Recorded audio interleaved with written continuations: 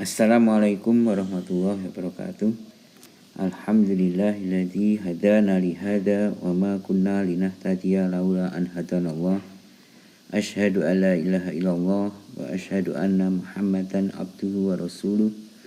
Allahumma shalli ala Muhammad wa ala alihi wa ashabihi wa man tabi'ahu bi ihsan ila yaumiddin, amma ba'du.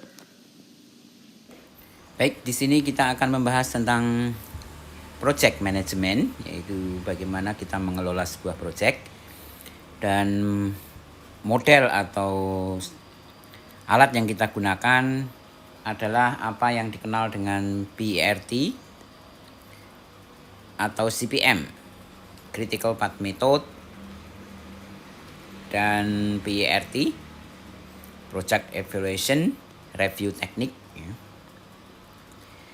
Ini adalah satu metode bagaimana kita menghitung atau menentukan merangkai dari aktivitas yang ada di dalam sebuah proyek, lalu kita bisa menghitung kira-kira berapa waktu yang dibutuhkan untuk menyelesaikan proyek itu. Tentang project management, apa itu project management? Project management itu memiliki karakteristik secara khusus ya. Karakteristik dari sebuah project management atau project itu apa ya?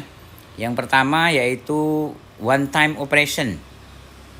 Jadi satu project itu adalah satu kegiatan yang bersifat hanya satu kali. Project membangun rumah satu kali, rumah udah selesai ya sudah kan. Jadi one time operation. Project ini terdiri dari sangat banyak ya, a large number of activities ya. Sangat banyak sekali aktivitasnya.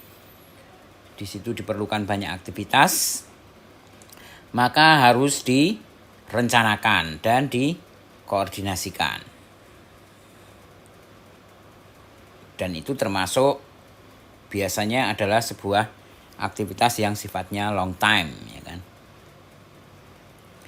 Nah, di dalam pengerjaan proyek ini biasanya kita akan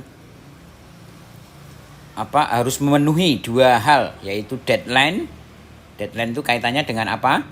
Kaitan dengan waktu, dan budget, kaitan dengan anggaran atau dana ya.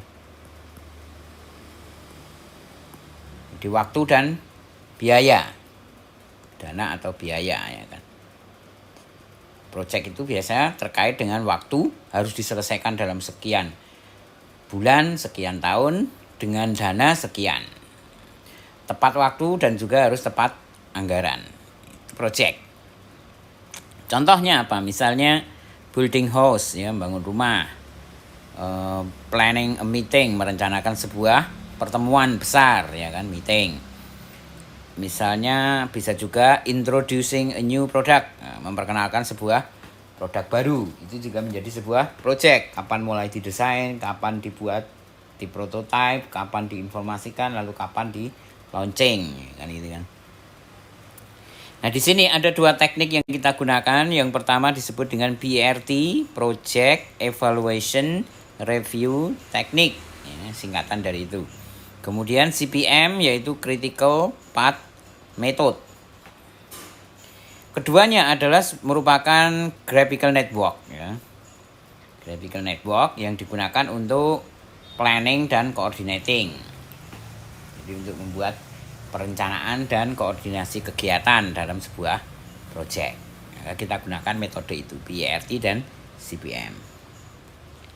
Untuk lebih menjelaskan agar lebih mudah dipahami, maka di sini kita jelaskan melalui sebuah contoh yang paling sederhana yang ada di sekitar kita, yaitu building a house. Bagaimana kita membangun sebuah rumah ya. Di sini ada tiga parameter. Yang pertama adalah activity-nya. Yang kedua adalah time atau waktu yang diperlukan. Kemudian yang ketiga adalah immediate predecessor. Artinya adalah kegiatan yang mendahului. Kegiatan yang mendahului suatu aktivitas ya. Jadi kalau ada satu aktivitas, ada kegiatan sebelumnya apa? Nah, misalnya foundation pondasi. Kegiatan dahulunya belum ada ya kan, langsung. Itu kegiatan pertama, maka ini disebut kegiatan start ya, tidak ada pendahulunya. Kemudian framing dilakukan butuh 10 hari, dilakukan setelah foundation selesai. Jadi setelah ini selesai baru bisa framing. Kemudian plumbing dilakukan setelah framing. Electrical setelah framing ya. Setelah framing baru bisa electrical. Kemudian wallboard dapat dikerjakan setelah plumbing dan electrical selesai. Kemudian siding dikerjakan setelah framing juga. Berarti di sini aktivitasnya setelah foundation, framing. Nah, setelah framing ini ada 3 kegiatan, yaitu plumbing, electrical, dan siding. Plumbing, electrical, dan siding. Plumbing dan electrical ini dapat dikerjakan setelah selesai baru bisa mengerjakan wallboard. Kan gitu kan. Kemudian wallboard dilanjutkan dengan paint interior. Setelah siding, paint eksterior. Baru kemudian terakhir adalah fixture. Jadi kalau kita buat seperti ini ya. Dari aktivitas ini lalu kita rangkai menjadi sebuah graphical network. Nah, itulah yang dimaksud dalam konsep ini project manajemen ini ya kan, kita membuat graphical networknya. Berarti ini adalah rangkaian kerjanya nanti. Ya, kira-kira ini nanti butuh berapa hari?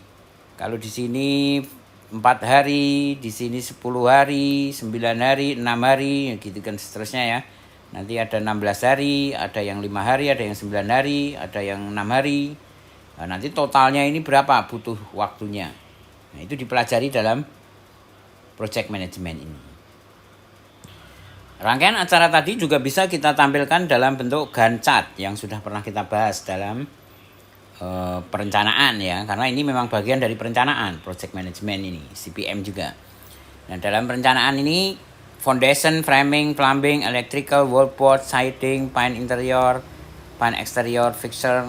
Setelah itu kemudian kita plot masing-masing butuh berapa hari, day after start ya, berapa hari. Nah, di sini kita lihat ada intercept, berarti kan yang dihitung adalah harinya ini yang paling panjang. Sampai sekian hari, lalu disambung ini. Nah, berarti ini project ini selesai adalah 45 hari ini. Selesai dalam 45 hari setelah start. Ya kan gitu kan. Kalau kita gunakan Gantt chart, ya kan? Kita gunakan Gantt chart. Kita masukkan kegiatan itu. Kan setelah framing bisa langsung melakukan kegiatan 1, 2, dan 3 tadi ya kan. Setelah kegiatan ini, kegiatan plumbing selesai, baru bisa ke kegiatan board ini 4. Nah, jadi ini kita bisa melihat butuh waktunya ternyata 45 hari. Kalau kita analisis dengan menggunakan Gantt chart ini. Tapi setelah networknya selesai mestinya ya kan. Setelah ada network tadi, di network ini, setelah kita dapatkan jaringan kerjanya ini, maka kita bisa hitung dengan menggunakan Gantt chart ini. Berapa lama waktu project itu bisa diselesaikan. Itu untuk contoh yang sederhana. Kalau contohnya sangat rumit dan banyak sekali aktivitasnya, lalu membentuk network yang sangat besar, tentunya kita butuh suatu metode tertentu ya untuk menghitung berapa waktu project kerja kita gitu kan. Maka kemudian digunakanlah metode ini, CPM dan PRT, Project Evaluation Review Technique. Nah, sementara dalam sebuah project itu atau dalam sebuah aktivitas itu kita kan tidak tahu ya, kalau kita sedang membuat pondasi itu butuh berapa hari, apakah selalu 4 hari? Tentu tidak ya kan, kadang-kadang bisa 3 hari, kadang-kadang bisa 4 hari, tapi umumnya 4. Bisa 6 hari, umumnya 4 hari. Jadi di situ nanti ada early start, early finish ya kan. Mungkin ada ya late finish, late start ya, kapan dimulai paling cepat ya kan. Early start kan paling cepat, early finish atau paling cepat akhirnya, paling cepat ya kan. Late finish berarti yang paling akhir. Jadi kalau misalnya ini start, kemudian ini finish. Nah, biasanya dia ada toleransi ya kan. Early start, late start. Nah, di sini juga ada early finish, late finish. Nah, kalau hitungannya dari early ke late kan jadi panjang sekali waktunya ya kan. Kalau hitungannya dari late ke early finish, ini yang paling pendek ya kan. Di sini yang paling pendek time project-nya. Nah, ini artinya kalau evaluation, namanya evaluation and review ya. Ada ER ini kan. ER ini kan menunjukkan evaluation dan review. Maka di sini kita harus urutannya bagaimana dalam bekerja ini. Di sini digambarkan urutannya adalah yang pertama kita tentukan sequence of activities. Jadi kita data aktivitasnya ya, data aktivitas yang diperlukan apa saja untuk proyek itu. Setelah itu kita urutkan, sequence itu kita urutkan. Kita urutkan. Berdasarkan apa? Ya mestinya pakai logika ya, logika kegiatan. Tentunya yang sudah tahu aktivitasnya dia bisa tahu, oh melakukan aktivitas A baru bisa dilakukan setelah aktivitas B dan seterusnya. Kemudian kita construct network-nya atau precedent diagram. Jadi membuat diagram network-nya tadi. Setelah urutan aktivitasnya kita peroleh, lalu kita buat network diagramnya. Setelah itu kita analisis time-nya, waktu yang diperlukan. Early start, early finish, late start ya kan. Baru kemudian kita hitung, lalu kita mencari slack for each activity, ada slack ya kan. Kemudian kita identifikasi critical path. Nah, disinilah yang akan kita gunakan untuk menentukan lamanya project. Critical path itu adalah jalur yang disebut jalur kritis. Jalur kritis itu adalah yang terlama atau terpanjang waktunya, ya kan? Yang paling panjang waktunya. Akhirnya kan kalau kita punya rangkaian yang sifatnya paralel, kegiatan yang sifatnya paralel dikerjakan oleh 3 orang, sementara salah satu kegiatannya itu butuh waktu yang lama. Berarti dia akan selesai ditentukan oleh yang paling lama itu, ya kan?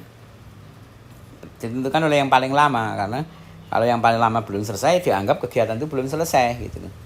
Maka itulah yang dimaksud critical path. Berarti di sini dari rangkaian network yang besar itu nanti kita hanya mencari critical path-nya itu yang mana. Nah, critical path itu menentukan lamanya project. Berarti project ini akan tertunda kalau yang di critical path itu tertunda. Ada masalah. Maka seluruh project akan terpengaruh. Kalau di critical path itu beres, maka seluruh project juga akan beres. Makanya dia disebut critical path, ya kan? Jalur yang penting. Aktivitas yang di situ membutuhkan waktu yang paling lama rangkaiannya. Kalau itu bisa kita persingkat, maka akan mempengaruhi seluruh aktivitas. Kemudian ada yang namanya slack. Slack time itu misalnya ya, aktivitas A, kemudian dilanjut aktivitas B. Aktivitas A ada 2 ini ya, misalnya yang satu ini A, ini B. Nah, dia selesainya di sini. Baru setelah itu bisa dilanjutkan aktivitas C, misalnya C di sini. Maka dari B ke C tidak ada slack time karena langsung nyambung, ya kan? Tapi dari A, orang yang bekerja di A untuk kemudian mengerjakan C, maka dia punya slack time di sini. Punya waktu di sini, waktu slack time. Jadi waktu jeda, ya kan? Artinya kalau dia agak santai saja A itu bekerjanya, tidak mempengaruhi keseluruhan rangkaian dari satu project ya, dari start sampai finish di sini tidak akan terpengaruh. Tapi kalau yang B yang molor, semuanya akan terpengaruh. Kalau yang A agak lambat sedikit tidak terpengaruh karena ada slack di sini. Jadi yang bekerja di slack itu lebih enak dia, lebih santai ya kan. Karena dia tidak berada di jalur kritis. Sehingga orang-orang yang bekerja di jalur kritis harus orang-orang yang betul-betul bisa kita andalkan, karena itu akan menentukan seluruh project ya. Ini contoh. Nah, di sini kita berikan istilahnya notasi atau tanda ya. T kecil untuk duration of activity ya, lama waktu aktivitas. IS kita sebut dengan earliest time an activity can start. Jadi ini early start ya, earliest time an activity can start. Jadi berapa waktu atau waktu yang secepat-cepatnya yang bisa kita lakukan untuk memulai, ya kan? Earliest time kan waktu yang paling cepat dari suatu aktivitas itu dapat kita mulai. Early finish juga sama. Earliest time an activity can finish. Jadi earliest time an activity can finish itu bisa dihitung dari early start plus durasinya. Demikian juga dengan latest time an activity can start and not delay the project. Ya, jadi ini last start, last finish. Sedangkan slack-nya itu adalah dari last start dikurangi early start. Last start, akhir, yang paling akhir kita paling lambat bisa dimulai gitu. Last start dikurangi dengan yang paling cepat bisa dimulai. Jadi misalnya ada aktivitas A, di sini last kemudian aktivitas B ya, di sini kan selalu ada last start dan early start ya kan. Di sini ada last finish dan early finish. Di sini last finish ya, last finish, early finish. Di sini ada last start, di sini ada early start. Maka ini ada jarak ya kan antara last start dengan early start dari aktivitas selanjutnya, maka ini menjadi slack ya kan, slack time. Paling akhir dari aktivitas sebelumnya dan paling awal dari aktivitas selanjutnya. Ini kan jaraknya ya, slacknya ini di sini. Critical path adalah activities with no slack, yang sangat tidak ada jeda di situ ya, yang betul-betul kritikal, penting. Nah, project tadi building a host tadi kalau kita buat dalam network adalah seperti ini ya gambarannya. Foundation, framing, setelah framing baru bisa dilakukan kegiatan plumbing, electrical dan siding. Plumbing dan electrical baru bisa dilakukan kegiatan wallboard ya, masang dinding. Baru kemudian siding ini baru kita bisa paint interior. Wallboard baru bisa mengerjakan paint interior. Nah, setelah kedua interiornya selesai baru kita bisa fiksasi ya, bisa kita fixkan baru project itu selesai. Nah, ini kira-kira butuh berapa lama waktunya? Maka ini kita cari dengan Gantt chart tadi bisa atau dengan waktu yang paling lama jarak tempuhnya ya kan. Nah, ini jalur ini kemudian bisa jalur yang lain ini, kemudian bisa jalur yang lain sini. Nah, ada 3 jalur. Maka dari ketiga jalur itu mana yang paling lama, itulah critical path-nya. Critical path itu berarti nanti akan menunjukkan waktu yang paling lama untuk diselesaikan project itu. Jadi di sini pengembangannya ada evaluation and review ya. Ada evaluation dan review-nya. Di mana itu evaluation and review? Nanti kita akan menghitung itu ya.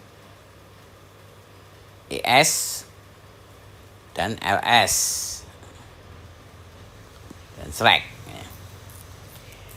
Nah, ini tambahannya di situ. Jadi kalau critical path method kita langsung hitung waktunya itu. Cuma kenyataannya kan tidak bisa seperti itu ya. Foundation itu waktunya 4 minggu atau 4 hari. Tapi kan tidak selalu seperti itu ya kan. Misalnya ini framing aja. Bisa di early start-nya bisa 4 hari ya kan. Early finish-nya 14 hari. Last start-nya 4 hari. Last finish-nya juga 14 hari, tidak ada slack di situ. Nah, Akhirnya kita pelajari waktunya. Jadi di sini waktunya, variasi waktunya lebih kompleks ya daripada critical path method di awal yang kita pelajari ya, tentang critical path method yang sederhana yang waktu penyelesaiannya sudah pasti hanya satu. Nah, di sini kenyataannya dalam project itu kan waktu penyelesaian dari suatu aktivitas itu kan tidak pasti ya kan. Ada yang paling cepat, ada rata-rata kan gitu kan. Nah, itu yang kemudian kita pelajari di sini. Di sini kita ambil contoh real ya. Dari sebuah proyek perusahaan ya, konstruksi, Reliable Construction Company Project ya. Jadi proyek konstruksi dari sebuah perusahaan ya. Dia memiliki katakanlah anggaran ini 5,4 million untuk membuat sebuah pabrik baru untuk major manufacturer ya, untuk sebuah perusahaan manufaktur. Nah, di dalam kontraknya itu dia memiliki beberapa provisi ya, beberapa persyaratan. Antara lain dia akan terkena penalti sebesar $300.000 jika proyek itu tidak selesai ya, dalam 47 minggu. Tapi dia akan dapat bonus jika proyek itu bisa selesai setidaknya minimal 40 minggu ya. Bisa lebih cepat dapat bonus, kalau lebih lambat kena penalti. Penalti itu denda ya kan. Maka di sini kita punya pertanyaan. Ini kan tawaran ya, ibaratnya ini tawaran dari yang punya pekerjaan. Lalu kita punya pertanyaan di sini, kita evaluasi di sini. Bagaimana proyek ini dapat kita tampilkan secara grafik ya kan, untuk melihat ya visualisasi dari aktivitasnya.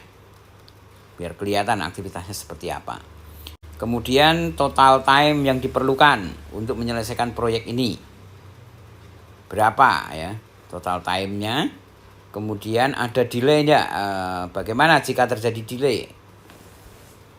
Atau jika tidak ada delay. Total time kalau proyek ini kita laksanakan lancar ya kan, tidak ada delay. Berapa itu? Nah, ketika individual activity need to start and finish, ya kita berarti kapan ya? Kapan the individualist activities need to start and finish? Berarti masing-masing aktivitas itu kapan masing-masing aktivitas itu bisa dimulai dan berakhir. Kemudian kita lihat critical bottleneck-nya ya. Berarti jalur kritisnya. Kemudian bagaimana atau berapa lamanya delay yang bisa ditoleransi ya kan. Untuk satu aktivitas dengan aktivitas yang lain mungkin ada delay, bisa berapa lama dia bisa ditoleransi. Di sini berarti kita mengidentifikasi slack time ya kan. Slack time dari masing-masing rangkaian aktivitas. Karena kalau slack time ini kan berarti toleransi ya kan. Dia bisa molor kalau punya slack time. Kalau nggak punya slack time nggak bisa, dia nggak bisa molor. Terus bagaimana kemungkinan proyek ini dapat diselesaikan untuk 47 minggu? Akhirnya kita bisa evaluasi kan, bisa nggak kira-kira diselesaikan dalam 47 minggu. Terus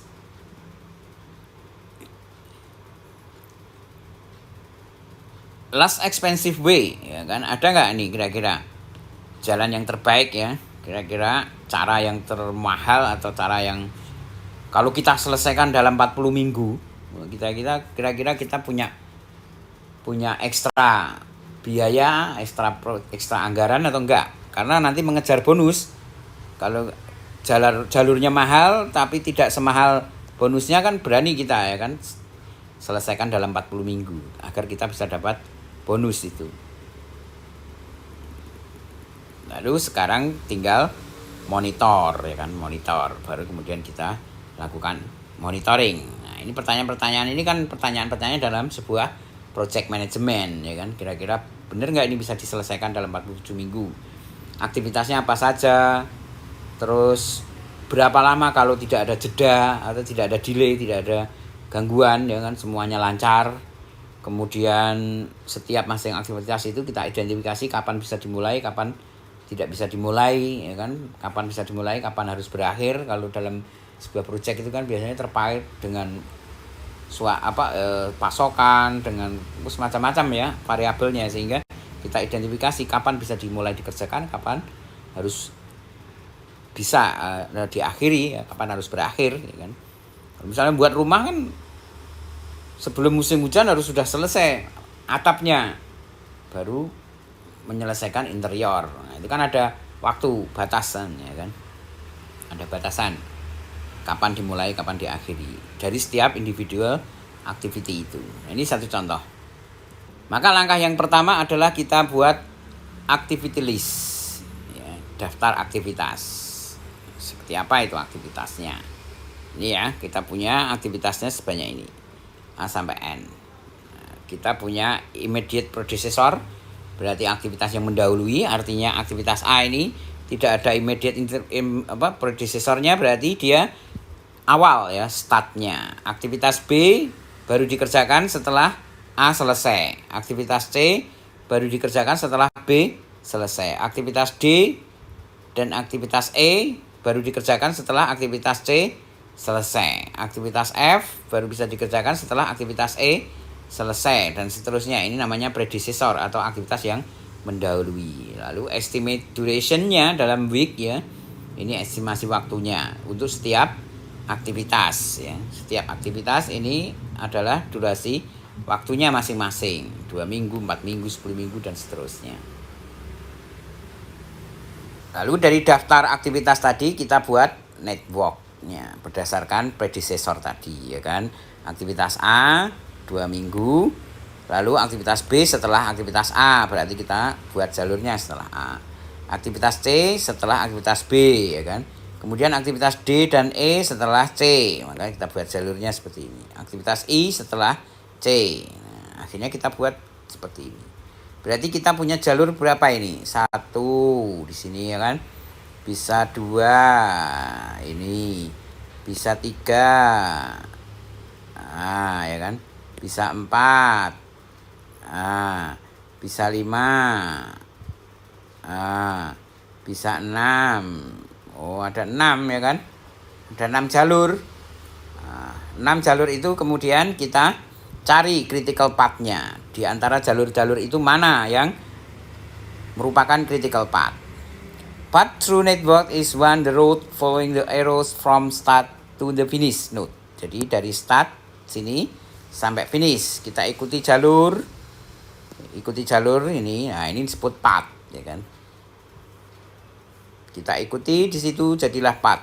Lalu panjang path ini kita jumlah durationnya di aktivitasnya di setiap jalur itu. Jadi kalau jalur ini yang kita tempuh, berarti kita tambahkan ya. Kalau kita tampilkan ya, misalnya kita ambil jalur ini contoh ya, berarti kita tambahkan aktivitas A, B, C, D, G, H, M. Berapa ini totalnya masing-masing yang dilalui itu, ya kan. Lalu kalau kita bandingkan dengan jalur ini, berarti aktivitas A, B, C, I, J, L, N. Nah, ini berapa waktu tempuhnya? Ini kita tambahkan 2, 4, 10 dan seterusnya itu. Nah, maka nanti kita punya estimated project duration-nya. Berarti kira-kira berapa lama durasi project itu akan kita selesaikan. Nah, longest path, ya, path yang paling lama atau yang paling panjang, itulah yang kita sebut dengan critical path. Kalau jalur yang paling lama itu kebetulan ada 2 atau lebih dari 1, more than one, lebih dari 1 path, maka berarti they all critical path. Maka semuanya itu critical path jadinya ya.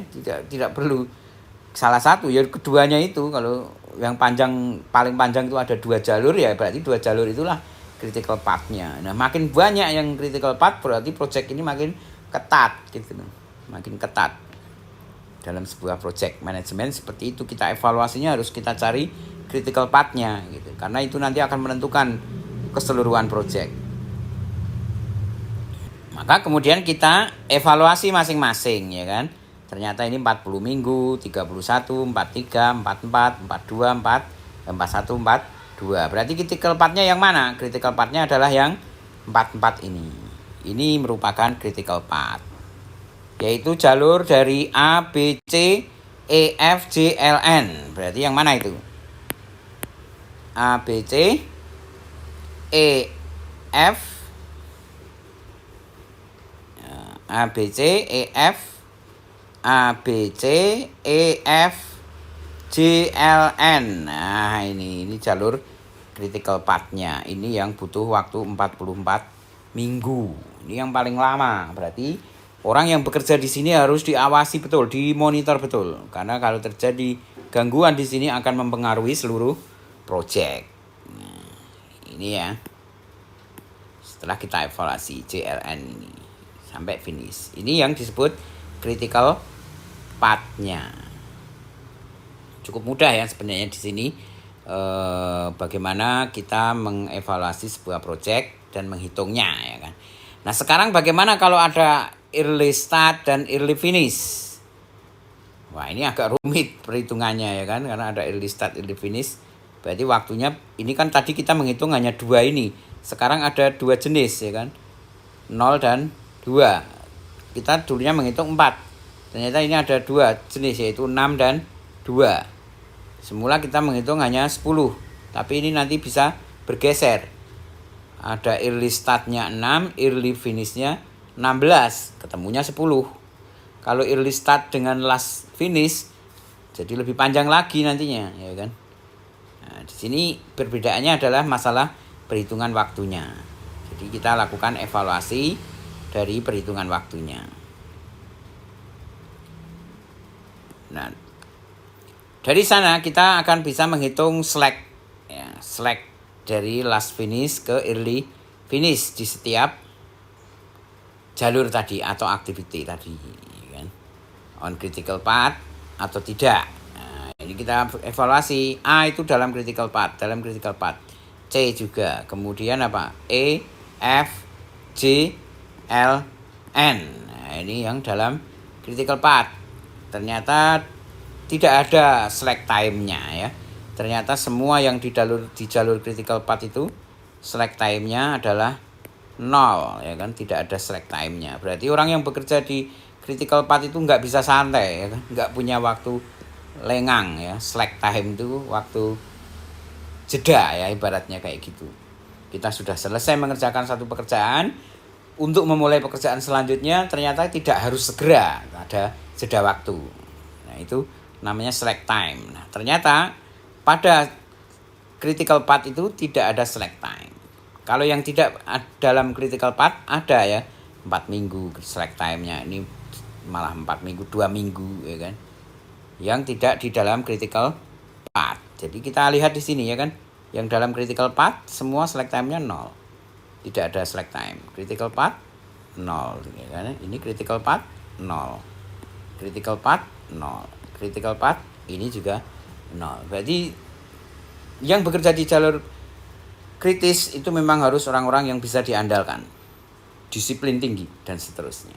Nah, itu akhirnya nanti keputusan manajemen seperti itu. Nah, sekarang bagaimana kalau uncertain activity duration? Ya, kalau durasi aktivitasnya itu tidak selalu begitu ya, artinya dia punya beberapa 3 time estimate ya. Ada tiga jenis estimasi waktunya, yaitu optimis, pesimis, lalu yang paling sering most likely. Optimistic time, pessimistic time, dan most likely time. Jadi ada 3 ya, dia punya 3 kriteria. Optimis yang paling cepat, pesimis yang paling lambat, most likely berarti yang sering kali bisa diselesaikan. Nah, jadi ada 3 itu. Maka ini kemudian kita akan berhubungan dengan masalah statistik ya kan. Bagaimana kita menghitung? Karena most likely kan yang di mediannya ya kan.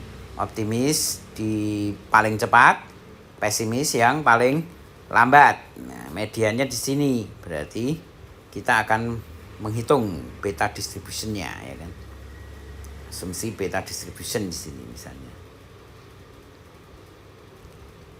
most likely. Nah, di sini prosedurnya hampir sama, tetap seperti tadi ya, membuat network. Nah, cuma di sini calculated expected duration and variation for each activity. Jadi kita harus melihat expected-nya ya, duration and variance ya, dan variance-nya untuk setiap activity. Expected length each path-nya ya kan, kemudian tetapkan path is the mean critical path. Lalu mana yang merupakan mean critical path-nya? Dengan standard deviation kita tentukan critical path-nya. Sama ya, mencari critical path-nya.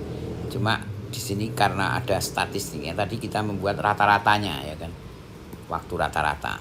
Nah di sini akhirnya kita membuat semacam estimasinya. Expected duration-nya kita buat rumus waktu optimis O, kemudian waktu yang paling sering kita beri bobot 4 ya kan, berarti 1 kali O plus 4 kali M plus 1 kali pesimis dibagi 6. Berarti kan sama aja ya waktu tadi, karena 1 4 1 kan 6 ya kan. Jadi sama aja. Kita cari waktu rata-ratanya ya, rata-rata, cuma di sini bobotnya 4 di mediannya. Jadi rata-ratanya akan mengarah ke 4 ke M itu, karena kita beri bobot 4. Kalau hanya O plus M plus P bagi 3, nanti bagi rata ini ya kan. Padahal kan most likely kan yang paling sering, maka bobotnya kita kasih 4 di situ, most likely. Ini masalah statistik ya, kita hitung variannya. Varian itu penyimpangannya ya kan. Di sini proximate aja ya pendekatannya. Expect duration-nya ya.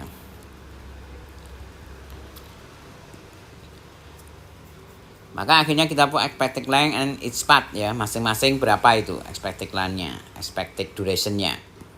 Maka kita hitung di setiap aktivitas ya, ini pakai ini ya, pakai hitungan rata-rata ya, min rata-rata critical path-nya. Nah, nanti akan tergantung tadi kita beri bobot kemana tadi ya kan. Misalnya satu contoh, kita punya aktivitas begini, ABD finish, ACE finish. What is the probability that the project will be finished by 12 hari misalnya? Bagaimana kemungkinannya bisa kita selesaikan dalam 12 hari? Di sini kan waktu optimis, most likely, dan pesimis. Waktu optimis 2, most likely ini 4, pesimisnya 5 hari. Ya, berarti kan kita harus mencari rata-rata waktunya di sini semua ya kan. Mu expected duration-nya. Kita pakai bobot O plus 4M plus P bagi 6. Nanti ketemulah mu. Jadi ini mu 1, mu A, mu B, mu D kita jumlah. Artinya kita punya 3 waktu, lalu kita jadikan 1 dengan expected tadi. Lalu jumlah keseluruhannya baru kita hitung apakah benar bisa 12 hari. Kalau kita lihat di sini, apa bisa nggak 12 hari ya? Kalau mendekati angka 3, berarti 3 plus 4, 7 ya. Plus 4 lagi berarti berapa? 11 hari, ya kan? Bisa 11 hari itu. Kalau kita lihat most likely-nya saja ya kan? Most likely-nya. Kalau ini malah cuma 6 ya kan? 3 tambah 3 ini 6. Tapi kan ini belum tentu 4 karena ada 6 di sini ya kan? Kalau 3 plus 16 plus 6 bagi 6 itu kira-kira berapa waktunya? Kan gitu kan? Kira-kira berapa itu? 9 berarti kan 32 bagi 6. Ya hampir mengarah ke 5 ya. Hampir mengarah ke 5. 5 kurang dikit. Jadi bisa kita lihat di situ. Apakah bisa diselesaikan dalam 12 hari? Ya, kita buat rata-rata di setiap ini. Tapi kita bisa lihat dari most likely-nya aja. 3, 4, oh bisa lah. Ya 11 paling geser dikit-dikit ya. Nah itu contohnya. dia dipakai di sini perhitungan waktu yang bervariasi. Jadi ada expected time-nya tadi. Nah, sehingga kalau kita hitung setiap aktivitinya tadi ada 3, 3,8, 3,3, 4,17, 3,67. Ternyata tadi aktivitasnya apa? A, B, D, ya kan? Berarti 3 tambah 3,8 tambah 4,17. Berarti ini berapa? 6, 10. Ya 11 punjul sedikit, ya kan? 11 lebih sedikit. Berarti bisa ya diselesaikan dalam A, B, D. Berarti kan A, B, D 11 lebih sedikit, ya kan? 10, ya 11 ya pas malah 11 hari, berarti bisa selesai itu, ya kan? Bisa selesai dalam 11 hari. Ini bisa 11 hari, ini bisa 10 hari. Berarti min critical path-nya adalah tetap AB, ABD 11 hari tadi. Yang lebih besar kan, ini kan cuma 10. Jadi ini contohnya sederhana sih, ya kan. Lalu kita cek variannya. Varian itu penyimpangannya ya. Penyimpangannya itu kan menggunakan rumus apa tadi kuadrat itu ya. Jadi standar deviasi lah dalam statistik itu, sehingga kita punya penyimpangan 0,61. Tadi 11 hari dengan penyimpangan 0,61 diakarkan itu temu 0,78, ya kan. 0,78 berarti peluangnya berapa? 12 dikurangi 11, durasi waktunya ya 1,41. Nah, ini ketemunya ya 0,92. Berarti bisa ya, bisa dilaksanakan itu ya mestinya. Bisa dilaksanakan. Nah, sekarang Anda akan saya beri tugas untuk menghitung ini reliable construction project dengan jalur ini. Lalu waktu activity-nya adalah seperti ini. Lalu kita akan tanyakan berapa critical path-nya yang min ya, rata-ratanya. Berapa critical path-nya?